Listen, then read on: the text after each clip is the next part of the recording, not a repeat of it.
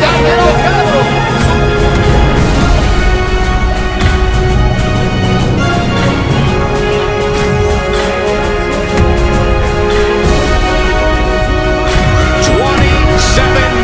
In his career, do we have 28?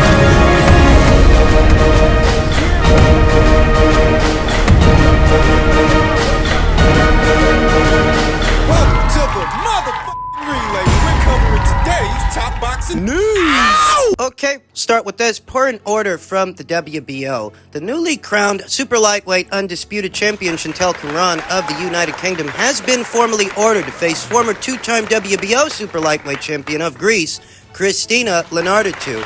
An excellent fight, being honest with you. I didn't expect an order to come down so quickly. So soon after Chantel Cameron's last fight, the WBO were rather Johnny on the spot with this one. You know, this is a fight that the former WBO champion, Christina Linardatou, has wanted for some time. A little over a year ago, I spoke with the champion, and she expressed a serious interest in getting Chantel Cameron in the ring. I'm waiting for that fight. As you know why?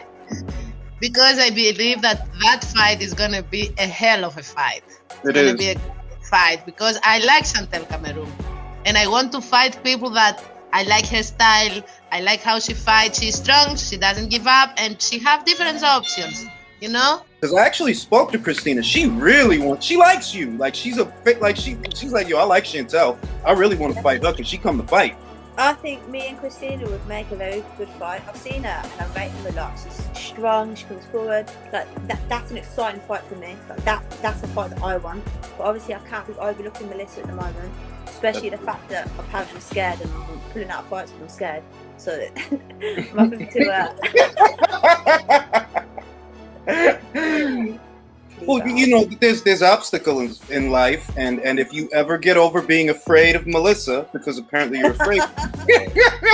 There's a mutual respect there between the fighters, a mutual respect there between Christina Linardatou and Chantel Cameron, who have been given 30 days. I think it's 29 now. 29 days since this letter from the WBO was issued out. They've got approximately 29 to 30 days to reach a deal before the fight goes to a purse bid. I expect the fight to get over the line, though that does mean that if Chantel Cameron is preoccupied with this fight and she ends up having it in the first quarter of next year. If she's fighting Christina, she's not fighting Katie Taylor. And if she's fighting Katie Taylor, she's not fighting Christina, but not fighting Christina would render the WBO title she just won forfeit. I think all this really depends on what the Chantel Cameron people want to do. If they want to pursue that Taylor fight, well, it is a bigger fight than the Linardatou fight. I think this fight is contingent upon Katie Taylor and what she wants to do as well. Does she want to get Chantel in the ring sooner than later at Croke Park? Is that who she desires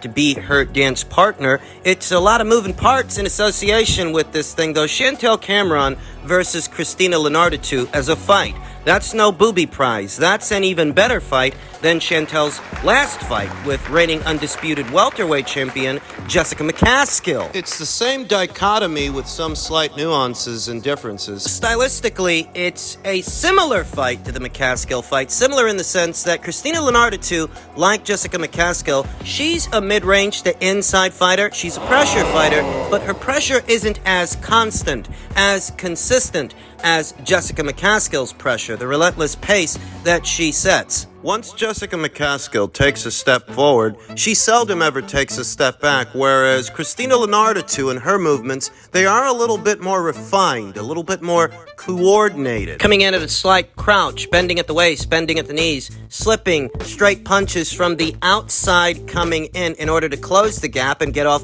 big hooks. It's not dissimilar from what you used to see in Mike Tyson back in his heyday, that peekaboo style. So while both Jessica McCaskill and Christina Linardatou are pressure fighters, not all pressure fighters are created equal. There are subtle differences and nuances. Christina is an ambush fighter, a swarmer, and a very big puncher. This is the same Christina Linardatou that went the distance with devastating puncher Delphine Persoon. This is the same Christina Linardatou that dropped the decision to Katie Taylor. This is the same Christina Linardatou that gave Alicia Baumgartner her first professional loss. One of the most capable and dangerous fighters, biggest punchers anywhere at or around around these weights. If Christina Linardatou ends up being Chantel's next fight, Chantel will have gotten adequate preparation from her last fight with Jessica McCaskill. If she ends up facing Christina, she faced the pressure fighter in her last fight, she may be facing another in this one. Stylistically, she will have an edge, though it's not certain yet if this is the fight Chantel is going to have, because she is in the running for a Katie Taylor fight after all, and comparatively, a Taylor fight is a much bigger fight than a Linardatou fight, so we'll see in what direction the Cameron people decide to go in. I like either fight, but if I'm being honest, I like Cameron versus Linardatou a little better, just a little better stylistically than Cameron versus Taylor. In men's middleweight news, at the WBC's convention, the WBC holds off on making Carlos Adames the mandatory challenger for Jermall Charlo, in spite of Carlos being the WBC's interim champion, and in spite of Jermall having not satisfied a mandatory for them in some time. The WBC named numerous mandatory challengers for its titles during its annual convention on Wednesday in Acapulco, Mexico. Carlos Adames was not among them. The Dominican middleweight publicly petitioned the WBC to name him the mandatory challenger for Jermall Charlo's championship, but WBC President Mauricio Suleiman expressed patience while they wait to find out when its middleweight champion plans to fight again. Houston's Charlo, 32-0 with 22 knockouts, hasn't boxed since June of 2021 and does not have a fight scheduled. Even worse is that good people at the Boxing Voice were in attendance for the WBC's annual convention, and they stated that there was no representative there for Jermall Charlo. Charlo is currently recovering from an injury, Suleiman said.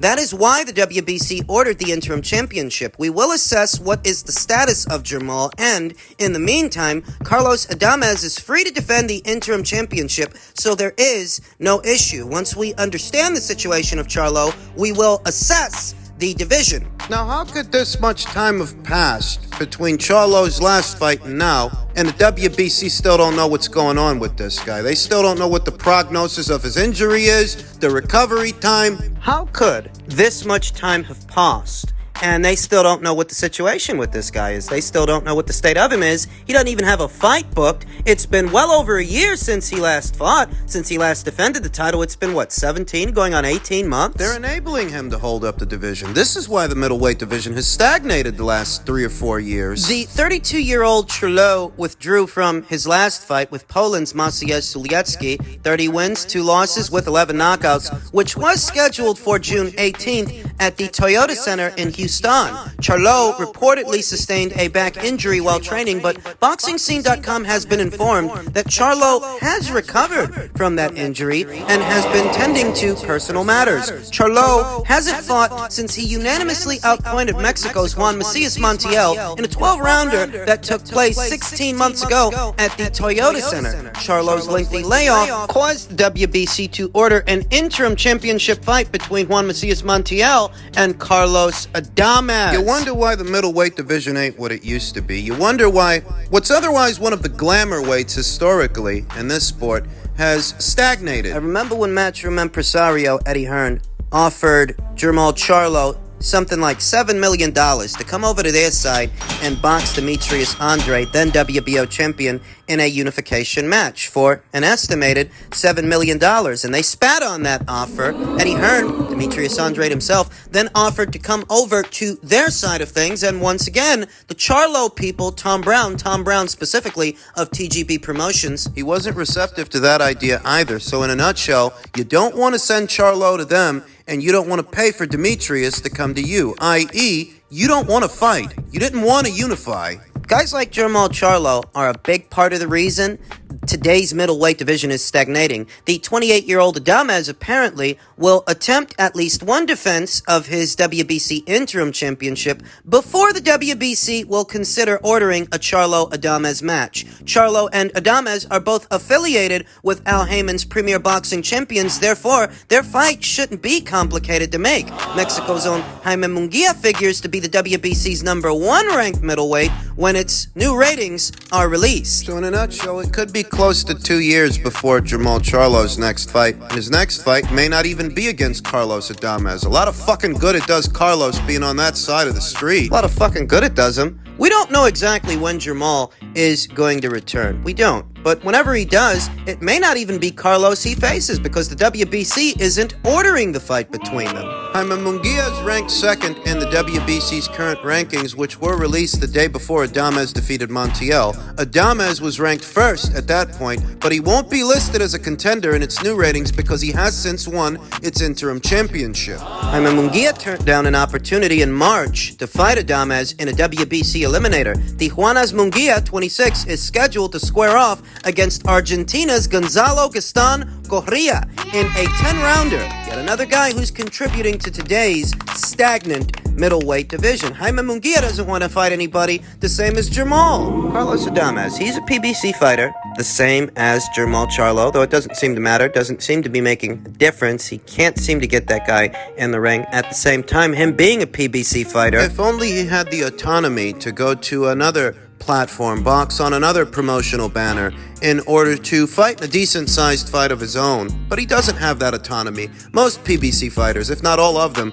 don't have that kind of autonomy. He may be deprived of the opportunity to build on the momentum, having stopped Juan Macias Montiel the way that he stopped him, beating him in better fashion, much better fashion than Jamal Charlo did well over a year ago. He won't get the chance to build on that momentum if they bench him and he sits on the shelf for several months on end. Waiting on the WBC to do their job, but waiting on Jamal Charlo as a champion to do his. I mean, what exactly are the WBC getting from giving Jamal Charlo this much leeway anyway? They're not making money in sanctioning fees, I don't think, because they don't have any fights to sanction. Not when it comes to him. He hasn't fought in 16, going on 17 months. Could be close to 2 years before that guy has a fight. They're holding up the division, causing it to stagnate, and they're alienating fighters in their ranks like Carlos Adames. Because he's paying sanctioning fees to be ranked by you guys. He's paying sanctioning fees for that WBC interim title he's gotten. What you're doing is you're alienating him to give Jamal Charlo preferential treatment. And for what?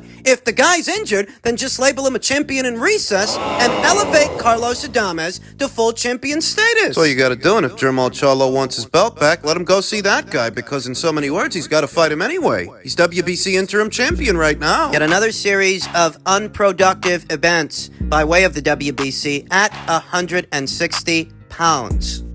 And finally, in men's welterweight news, reigning WBO welterweight champion Terence Crawford said Mikey Garcia was just used to catapult Errol Spence to a different level. And whether or not that was actually successful, whether or not that worked, really depends on who you ask. Like I said before, Al is a cool dude. Crawford said during a recent interview on the DAZN Boxing show, I like talking to him, but at the same time, Errol Spence is his guy. That's who he's going to go to bat for. When you're with him, he's going to go through the tooth and nail with you. If you're not with him, you're on the wrong side. A question was then posed to Crawford as to why he simply could not link up with Haymon and become one of his guys, if only on a fight-by-fight basis. In similar fashion to, say, the now retired multiple division champion Mikey Garcia. What's stopping you from being one of his guys? Co-host Barack Best asked Terence Crawford. What's stopping you from being that and being treated better and getting guaranteed? I think it would have been a smart business move for Al to sign Terence to a 2 to 3 fight deal, a multi-fight deal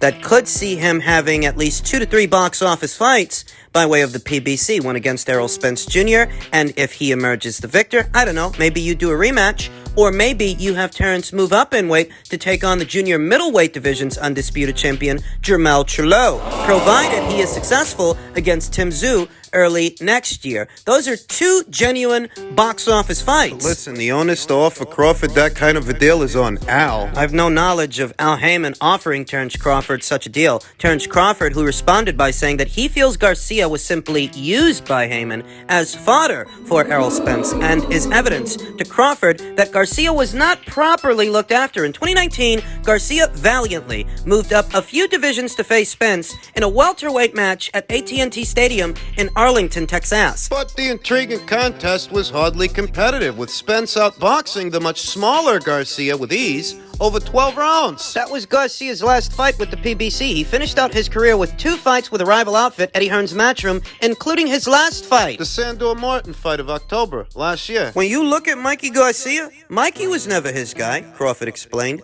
Mikey Garcia was just used to catapult Errol Spence to a different level by using Mikey Garcia and all his accomplishments to then elevate Errol Spence from where he was to now. But you gotta think about it. It was all tailor-made for him to build him up. Give him a couple of fights, and ultimately him and Spence was gonna fight, Crawford said. Yeah, we'll throw you a bone here and there just to get you excited and, believing in us. But after the Errol Spence fight, where was Mikey Garcia? I'll tell you where he was. Getting a 7-figure payday. Getting $7 million for a Jesse Vargas fight on the Matchroom and DAZN side of things. Back when DAZN was throwing a lot of money at a lot of fights in order to attract talent to their platform. Mikey Garcia really wasn't one of Haymon's boys, not an according to Hoyle Haymon fighter, and that's why he had the autonomy to accept that money from the DAZN platform. He was one of the smart ones that got while the getting was good. Terrence is right in many ways. Mikey wasn't an according to Hoyle Haymon fighter. He was just fattening him up for someone else. That's the look of it. And the notion that Al Haymon is going to look out for Errol Spence Jr. more than he'd look out for Terrence Crawford, I mean, that's just common fucking sense. Listen, look, I've been telling you the whole time, the PBC, Al Haymon, they were never committed to doing a Crawford fight. And if you need any further indication of that, don't forget that Al Haymon offered Canelo Alvarez an Errol Spence Jr. fight after the Caleb Plant fight. Did you guys forget that Errol Spence Jr. was one of Canelo's options had he accepted that $100 million?